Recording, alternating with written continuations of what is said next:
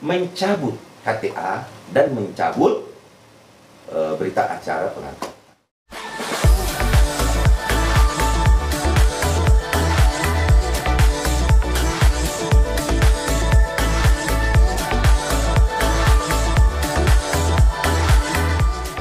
Nasional Praja Bersatu sudah sepakat bahwa apabila saudara Rasman menjadi TSK, maka SK dan KTA dicabut.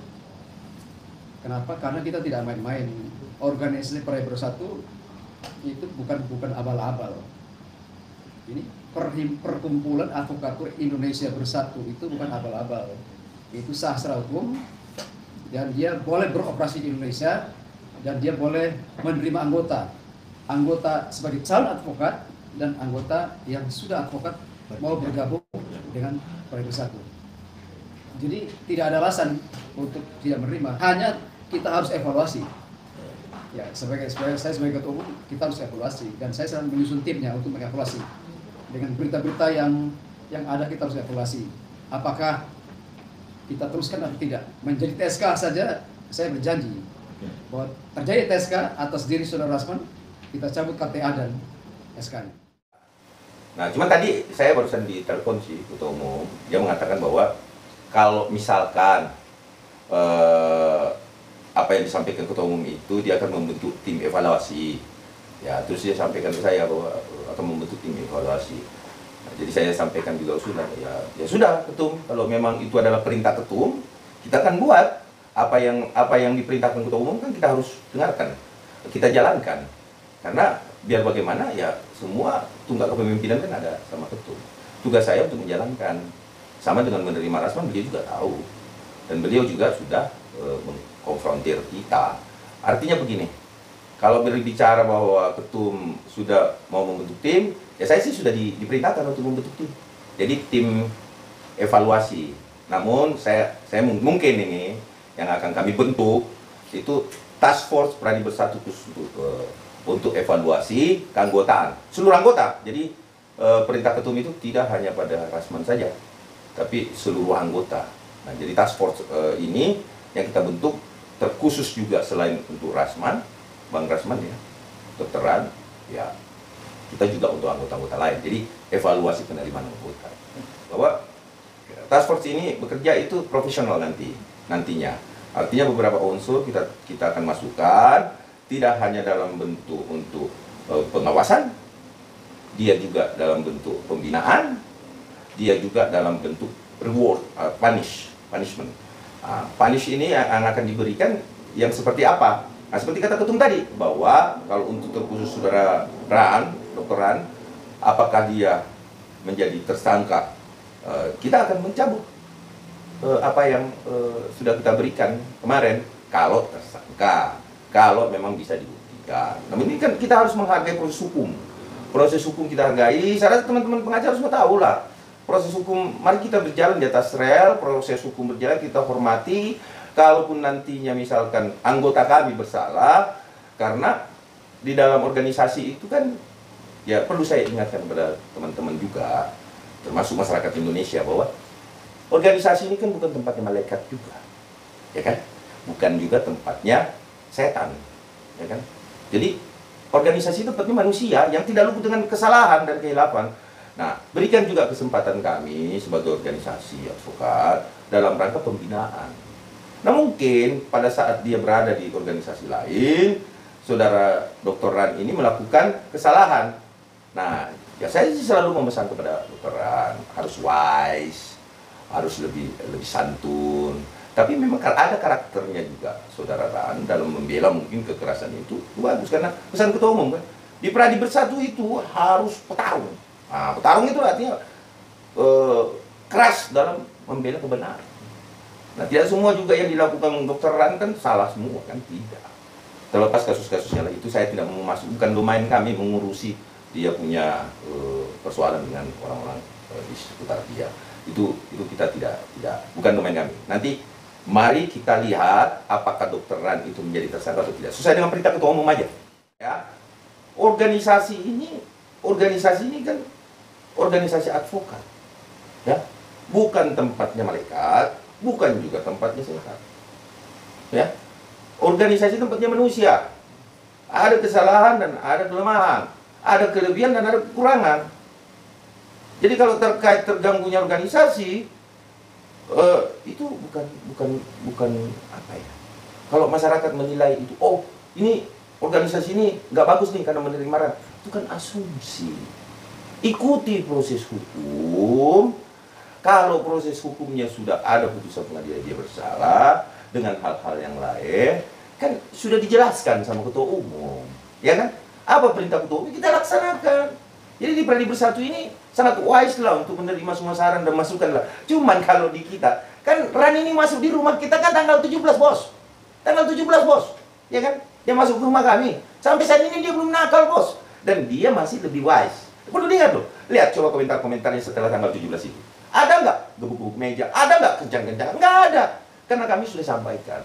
Jaga organisasi ini, marwahnya. Nah kita akan mempertahankan itu. Dan beliau sudah berjanji juga sih. Dia bilang kalau ada yang palsu, saya yang mengundurkan, nggak perlu dipecat dia tuh. Jadi gini, pemecatan itu juga tidak ada. Di dalam Pradi Bersatu itu tidak memecat, mencabut.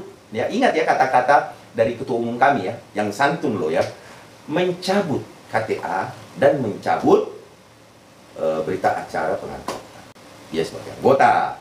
Itu yang dicabut.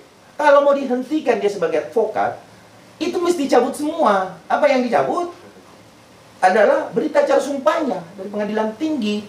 Kalau itu semua sudah tercabut, jadi dia udah, kalaupun misalkan nih kita cabut keanggotaannya, ya, terus dia ke organisasi lain, itu haknya dia. Nggak mungkin juga kita mau melarang itu haknya dia kan. Dan saya rasa banyak lah organisasi advokat itu banyak sekali. Pradi saja itu Pradi itu 8 juta totalnya. Saking gemuknya pecah. Saking gemuknya Pradi itu pecah. Ada Pradi ini. Tapi apakah Pradi Bersatu ini isinya siapa? Ya isinya Pradi juga. Karena mereka lahir dari satu rahim. Dari Pradi. Ada yang Pradi Oto, ada yang Pradi Junifer, ada yang Pradi Luhut. Ada.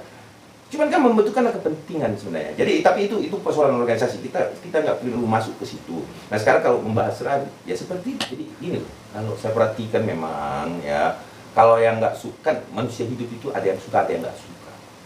Ada yang pro, ada yang kontra. Kalau kami objektif aja melihat kasus ini, artinya sepanjang itu belum ada putusan, belum ada. Namun ketua umum kami sudah menegaskan, sekali lagi saya ulangi bahwa ketua umum mengatakan akan mencabut bila dia sudah tersangka. Nah sampai sekarang kan belum. Nah kita lihat, hormati proses hukum yang ada. Advokat itu sangat mengerti kok. Sangat mengerti. Semua advokat di Indonesia, mau baru maupun lama, mau senior mau enggak, itu mereka tahu equality before the law, itu tahu semua. Mereka tahu sama semua di mata hukum, kecuali sudah ada putusan.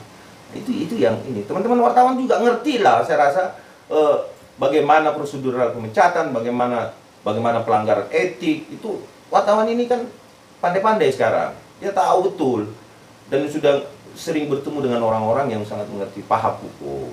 Jadi jangan cuma kita melihat dari sisi ya, kalau ngumpulin yang musuhnya sih pasti kata melihat musuh-musuhnya, kamu tanyain musuh-musuhnya RAN, ya pasti dia menjelek-jelekan RAN. Kalau kamu berbicara, kalau teman-teman wartawan nanya kepada teman-temannya RAN, ya pasti dia bilang RAN. Nah, tapi kalau di organisasi kita lebih fleksibel, tegas dan lugas. Artinya kalau memang salah ya salah. Namun apakah langsung terjadi pencabutan? Masih memiliki. Nah, nanti ini kan kita belum bentuk.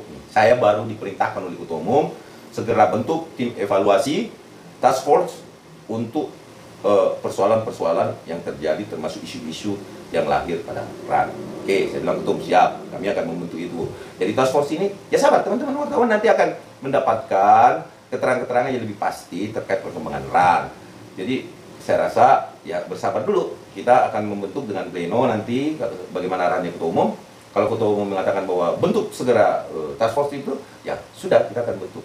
Nah mungkin butuh waktu nggak terlalu lama sih, paling 1-2 minggu ini kita sudah rampung untuk membentuk task force ini. Jadi sekali lagi saya sampaikan bahwa task force ini tidak hanya punish and rewards, dia juga mengumpulkan data, dan dia juga kalau misalkan memang masih ada yang bisa dibela, kita bela. Tapi kalau terkait pencabutan, nah itu kewenangan. Jadi tergantung ketua umum, tapi task force ini akan bekerja tentu profesional dan tidak mampu diintimidasi. Dia independen, nanti kita bentuk independen, dan itu akan kita bentuk, dan itu perintah ketua umum. Nah, Bang, ini kan kemarin sempat ramai juga emang nih. Uh, dari pihak Bang Ran juga lalu sempat menampilkan bukti keabsahan dia telah melalui SBT dengan satu website itu. Dan ada pula juga yang mengatakan juga dia tidak terdaftar walaupun dimiliki. Nah, mungkin Abang sebagai seorang lawyer juga menanggapinya. Jadi gini, Bang, kalau terkait ijazah ya, kalau ijazah itu gini, ketika tidak bisa divalidasi, apakah itu palsu atau tidak, di situ tidak ada kata-kata palsu. Jadi palsu atau tidak sah atau tidak sah itu pengadilan, itu yang pertama. Terus yang kedua tidak bisa divalidasi menurut kata-kata dari dikti, bisa divalidasi. Kalau kita menjustifikasi itu palsu, ya kan dari expert juga kan bisa dilihat. Iya, data di luar daripada online. Namun sekarang udah canggih. Nah, kalau misalkan dokteran seperti rekan kita ngomong kemarin dari organisasi sebelah mengatakan bahwa kalau memang ini tidak terdaftar, bisa nggak di apa namanya sebelum kita gunakan ijazah itu apa namanya evaluasi lagi? Ya, divalidasi kembali kemudian apa namanya kalau kita mau daftar kerja cap PNS harus di stempel lagi, legalisir. Ya. Tapi dari pihak itu dilegalisir. Nah, bisa nggak dilegalisir? Kalau bisa, asli nggak? Nah, itu pertanyaannya kan. Nah, sekarang kalau RAN itu palsu, berarti wah itu palsu semua. Yang di YPUC itu yang angkatan dia dan sebelumnya pun itu palsu semua. Nah, bagaimana nasibnya kalau ada yang jadi polisi di situ? Bagaimana nasibnya kemudian yang sudah menjadi hakim di situ? Bagaimana nasibnya yang sudah menjadi PNS di situ? Seperti apa? Ini gambaran aja. Nah, karena dokteran yang dicecer, konsep keadilan harus berdiri di sini. Berarti dikti harus menanggung banyak persoalan yang akan timbul di belakangnya yang semuanya palsu. Berkaitan tanggung jawab kepada anak. Ini bukan RAN aja ya, kalau kita berbicara RAN seorang, kita jangan berbicara itu.